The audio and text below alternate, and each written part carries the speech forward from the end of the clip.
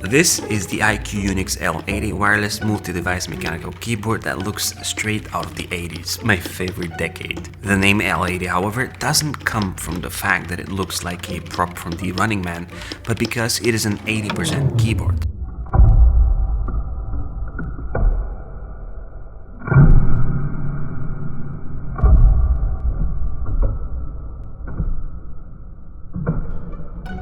Perhaps now is a good time for a disclaimer saying that I'm not an expert in mechanical keyboards, nor am I interested to be. I barely know the difference between the various switches, nor am I a gamer, so this video will be for those who are like me, average consumers interested in something more responsive, cool looking, and clickable to type on.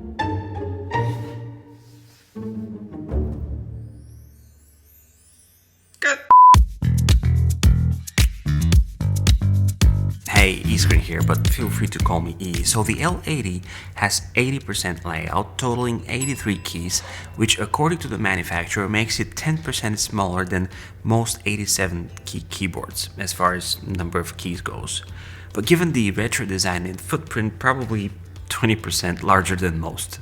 However, this hefty almost 1.2 kg keyboard has a very sturdy feel, which is what drew me in the first place. With previous mechanical keyboards I have worked with, I had stumbled upon the problem of the front sight being too high, where the palm area would be rather tall, making the typing experience a bit tiring and thus resulting in hand fatigue. In most cases, a palm rest is always a great solution, which is exactly what I did. However, the L80, even in its significance, doesn't require a palm rest because it is perfectly positioned and angled for my taste, especially if I raise the dual height adjustment legs on the back, which gives me 3 great adjustable angles. Now this is an RGB keyboard, which is not something that I personally care about, but it does come in handy at night, I admit.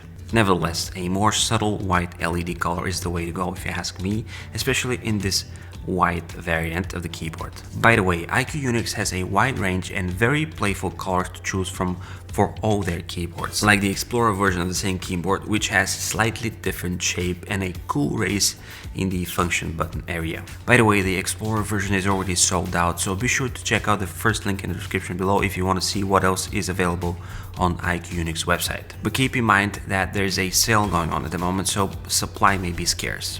So back to illumination.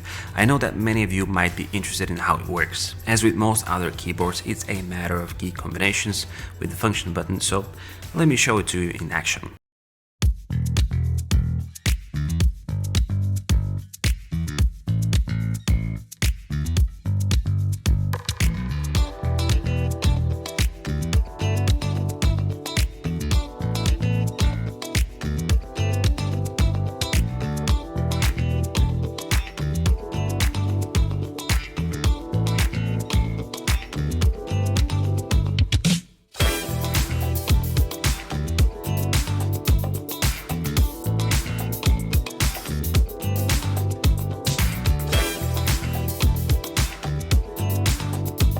The L80 comes with PVD caps, which meant nothing to me at first, but thanks to something called the internet, I was able to find out that this type of plastic is the more desirable, premium looking and durable choice that supposedly wears down less over time, making it more expensive and difficult to produce. Now these textured keycaps are very pleasant to press and shouldn't shine or wear as much. So I'm not really sure which should last longer, the keycaps or the switches, because the lifespan of the keyboard is rated around 50 million keystrokes, which is by the way 10% more than the average keyboard lifespan of about 5 to 6 million. By the way, if you end up enjoying this video, subscribe, it's absolutely free and you can always change your mind. So there's a prompt light in the middle of the keyboard, right here between the G and the H button beneath the keys, which works as a confirmation upon turn on, successful connection, and various key combinations. It's different in the different versions of the keyboard, however. For example, the Explorer version has a dedicated light looking pretty old school right next to the escape key. Now typing on this keyboard is a pleasure. The positioning of the keys, the angle, and the choice of switches may be the perfect combo for my taste. I've been tempted to attempt some additional internal sound dampening and lubrication of the switches as a side project, but I'm not sure if my nerves will be able to handle this tedious process. I am planning on making my own coiled charging cable, however.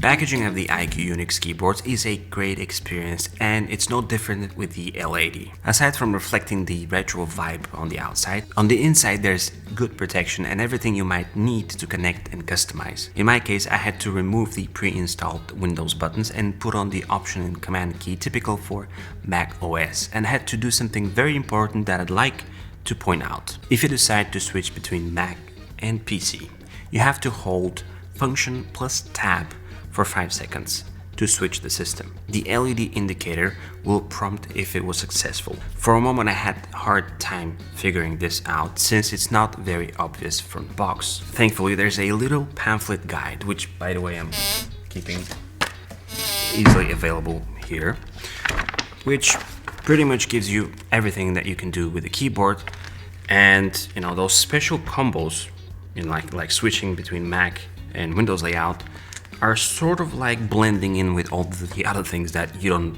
primarily care about. And maybe if I was IQUNIX, I would have probably at least either bold this or put a separate quick start guide, or just print this in the box so that it's more obvious, because I freaked out for a moment and I thought that this keyboard doesn't work with the Mac and it's only for Windows, although there are Mac keycaps in the box. So yeah, maybe more obvious would have been better. If the layout is not switched on the Mac, for example, the Option and Command key are reversed. So you need to do this combination in order to switch to Mac layout. And I'm done with this topic, let's move on.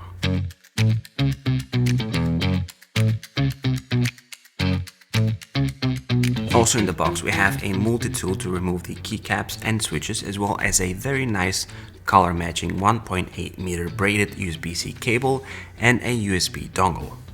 To top it all, also included is a little dust brush to help you clean your IQUNIX. Quite cool. Since I mentioned the USB-A dongle, it's a good time to tell you that there are 3 ways to connect this keyboard. First is USB-C, of course, cabled way, which is my choice because I hate having to charge my keyboard, especially when I'm in the middle of something important, and thanks to Murphy's laws, that is always the case. The battery always dies when you are in the middle of the most creative thing that you're doing. Second connection option is Bluetooth, one device only by the way. And the third option is via the 2.4 GHz receiver that is also included in the box. Now this keyboard has a rechargeable 4000 mAh battery, which depending on your connection choice, according to the official tech specs, should run up to 200 days via Bluetooth connection and 60 days via the 2.4 GHz connector with backlight off, and about 5 hours of using per day. Now I haven't tested it myself because I used the cable, but I assume it will be around 2 weeks of use. Removing and replacing the keycaps is fairly straightforward thanks to the provided multi-tool, which can also be used to remove the switches and replace them accordingly. This means that if you want, you can mix brown and blue switches and have some very direct smash records with this input device. Well, on the topic of the switches, since I'm not an expert and I've been wondering myself, in my initial research and now in person, I would say that brown switches are the more versatile choice and appropriate one, unless you really want to annoy most people around you, like I did with my previous keyboard with blue switches. Brown switches are still tactile and are right in the middle of the lineup, providing good actuation force, making them great for both office and gaming. And I gotta tell you, typing on this keyboard is extremely satisfying, typical for good mechanical keyboards. Purposeful experience. If you are interested in mechanical keyboards, be sure to check out my Keychron K2 video, where I talk more about the difference between non-mechanical and mechanical keyboards. Also, if you have any questions, list them below or ping me on Twitter. It's been an absolute pleasure. This is E, over and out.